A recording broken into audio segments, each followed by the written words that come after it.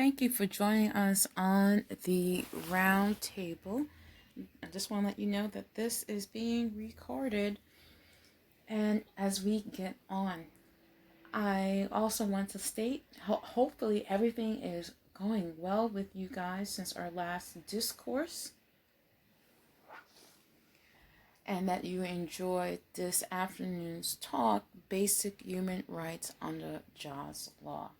Now, you can find all these talks online on Facebook and on LinkedIn, on Jaws Way, on LinkedIn as well as on Facebook.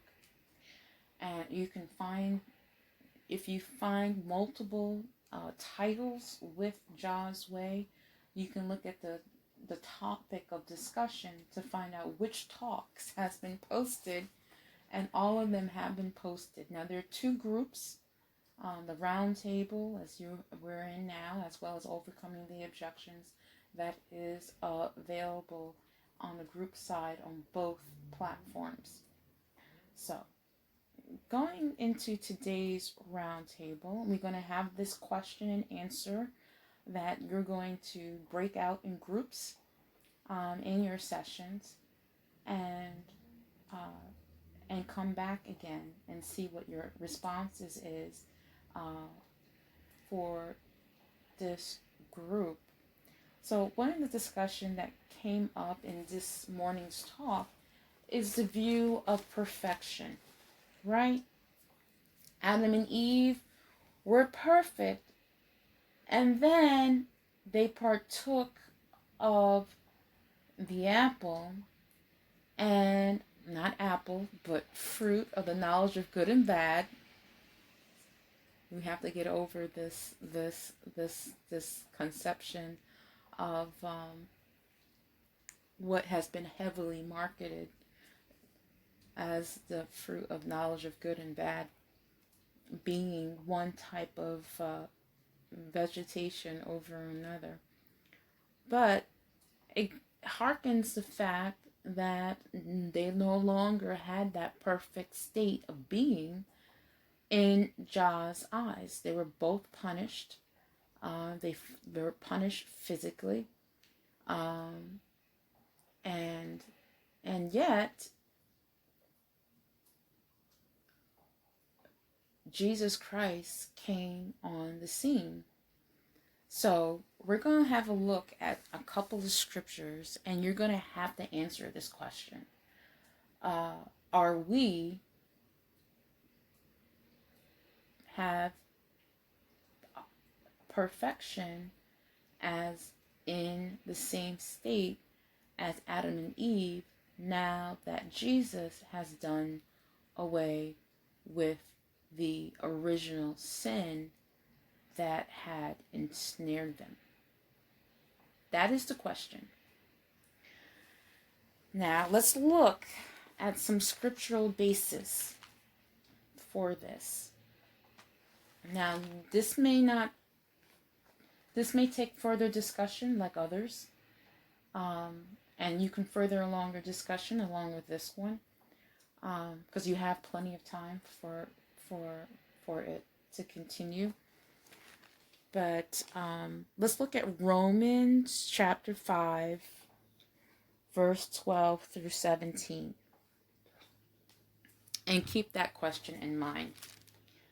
That is why, just as through one man sin entered into the world, and death through sin, and thus death spread to all men, because they had all sinned. For until the law, sin was in the world, but sin is not charged against anyone when there is no law. Nevertheless, death ruled as king from Adam down to Moses, even over those who had not sinned after the likeness of the transgression by Adam, who bears a resemblance to him that was to come. But it is not with the gift as it was with the trespass. For if by one man's trespass many died, the undeserved kindness of God and his free gift with the undeserved kindness by one man, Jesus Christ, abounded much more to many, Also, it is not with the free gift as it was with the way things were through the one man that sinned. For the judgment resulted from one trespass in condemnation, but the gift resulted from many trespasses in a declaration of righteousness. For if by the trespass of one man death ruled as king through that one, much more will those who receive the abundance of undeserved kindness and of the free gift of the righteous rule as kings in life through one person, Jesus Christ. Hold that thought. We're going to go into Hebrews. Hebrews chapter 10. For since the law has a shadow of the good things to come, but not the very substance of the things, men can never, with the same sacrifices from year to year, which they offer continually, make those who approach perfect. Otherwise, would the sacrifice not have stopped being offered, because those who render sacred service, who had been cleansed once for all time, would have no conscience of sins anymore? To the contrary, by these sacrifices there is a reminding of sin from year to year, for it is not possible for the blood of bulls and goats to take sins away. Hence, when he comes into the world, he says, sacrifice and offering you did not want, but you prepared a body for me. You did not approve of whole burnt offerings, of sin offering. Then I said, look, I am come in the roll of the book. It is written about me, to do your will of God. After first saying, you did not want, nor did you approve of sacrifices and offerings and whole burnt offering and sin offering, sacrifices that are offered according to the law. Then he actually says, look, I am come to do your will. He that does away with what is first, that he may establish what is second. By the said will, we have been sanctified through the offering of the body of Jesus Christ once for all time. So now I ask you this question that was based on Paul's reasoning.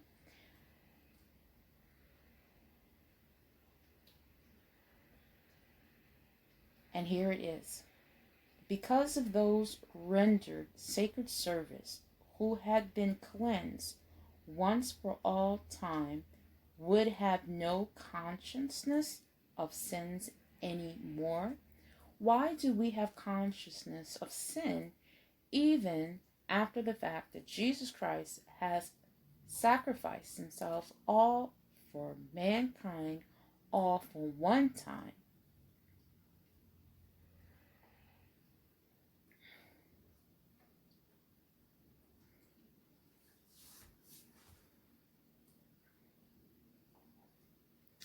Answer this. Why do people keep on sinning?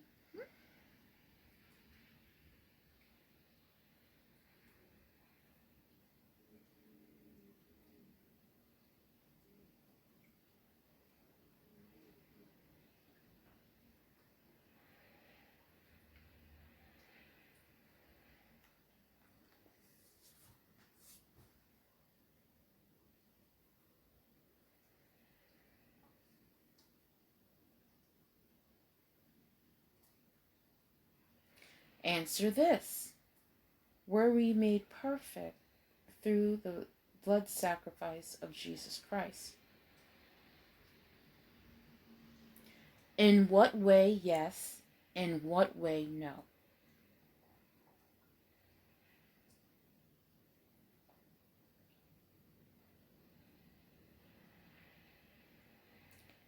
Answer this.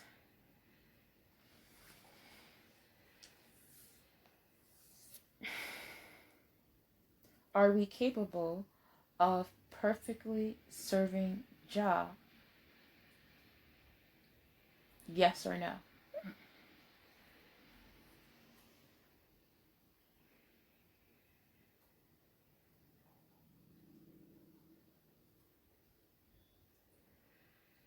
So these are tough, tough questions.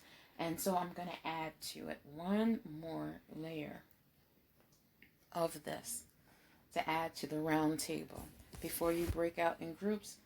And I'll give you the final update of what's been happening. Let's turn to chapter Job chapter 1.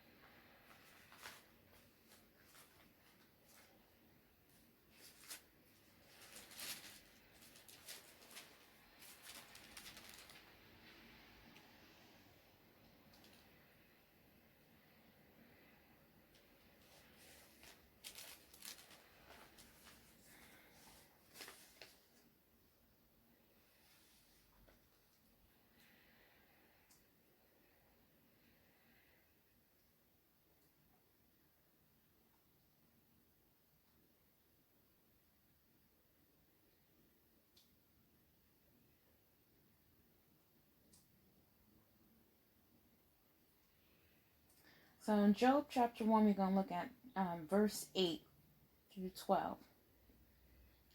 And Jah went on to say to Satan, have you set your heart upon my servant Job, that there is no one like him in the earth, a man blameless and upright, fearing God and turning aside from bad? At that, Satan answered Jah and said, is it for nothing that Job has feared God?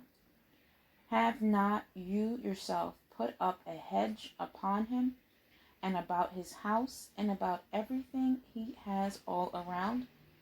The work of his hands you have blessed, and his livestock itself has spread abroad in the earth. But for a change, thrust out your hand, please, and touch everything he has, and see whether he will not curse you to your very face. Accordingly, Jah said to Satan, look, everything he has is in your hand, only against him himself do not thrust out your hand. So Satan went out from the person of Jah. So here's the question. Should any of us put anyone to that same challenge? Yes or no?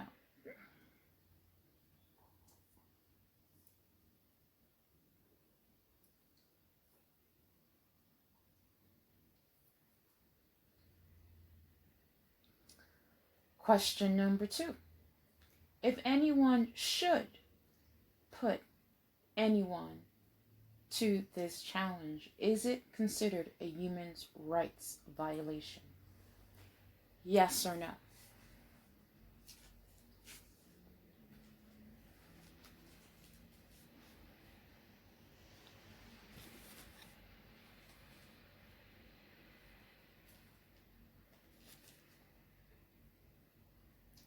So we're going to go into another challenge from the same book.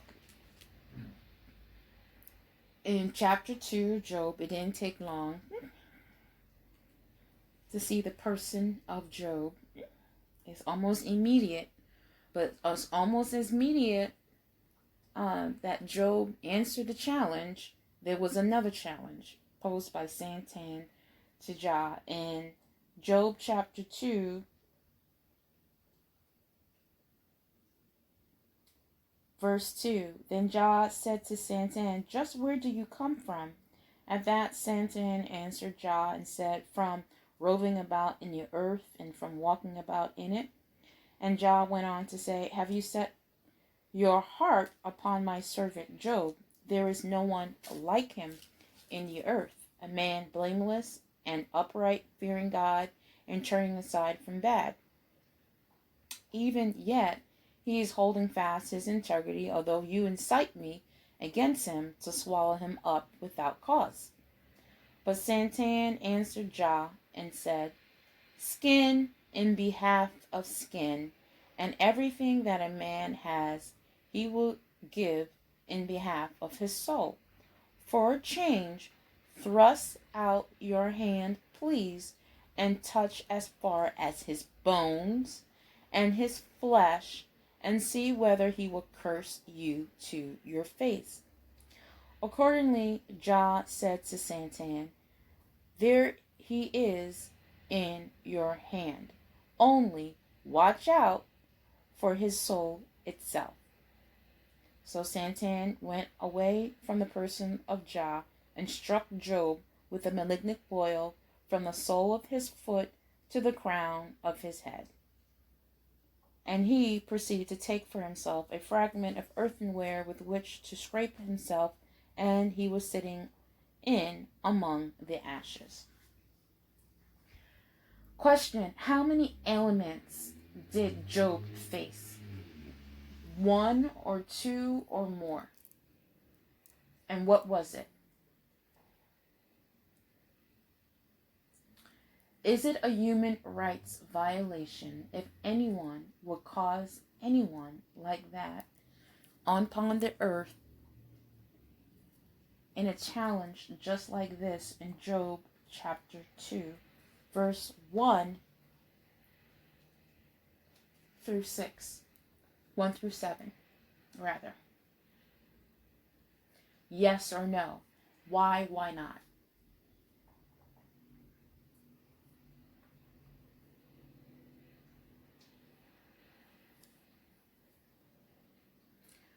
Question number 2 regarding this.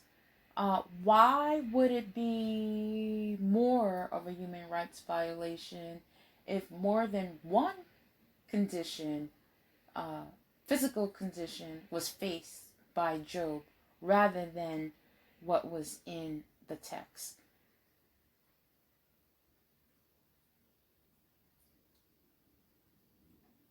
Or does it not make a difference at all?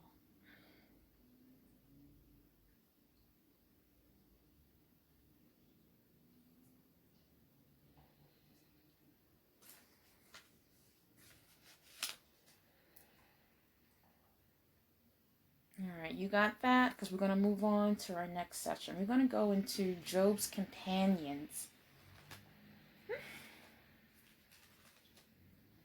And what you're going to do, and I think we did this before. We did this before in an earlier roundtable. And we had you look at Job companions' friends. And now I need you to look at them and see if did they fit the role of a human rights violation? Yes, violators, yes or no?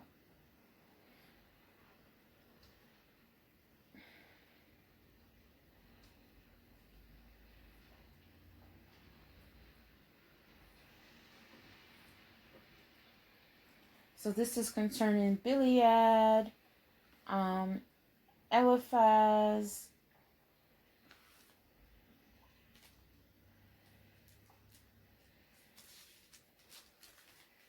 and his third companion. Let me get his name.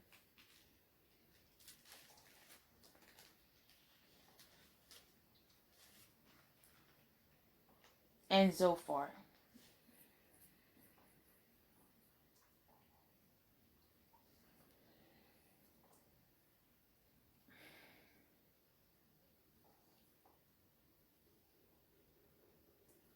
Did they violate Job's human rights?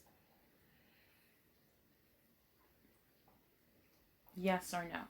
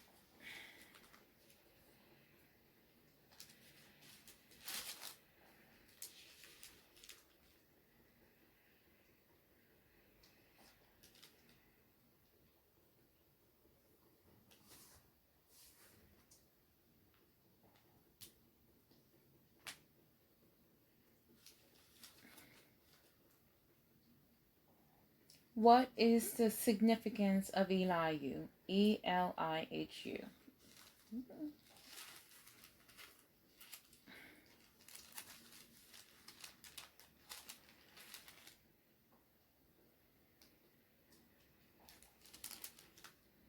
Why wasn't Elihu condemned to death?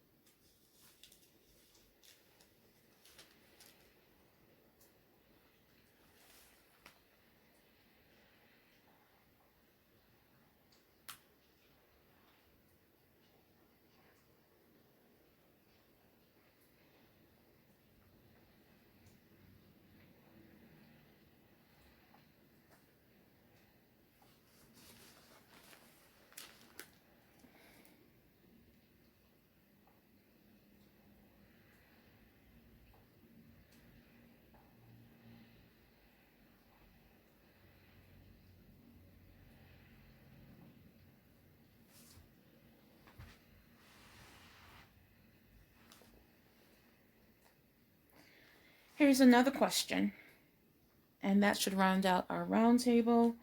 And Job chapter 42, verse 7. Why didn't Ja'ala strike Job further than his companions? Because he didn't stand fast in accurate knowledge concerning Jah. Why wasn't Job punished? Why or why not?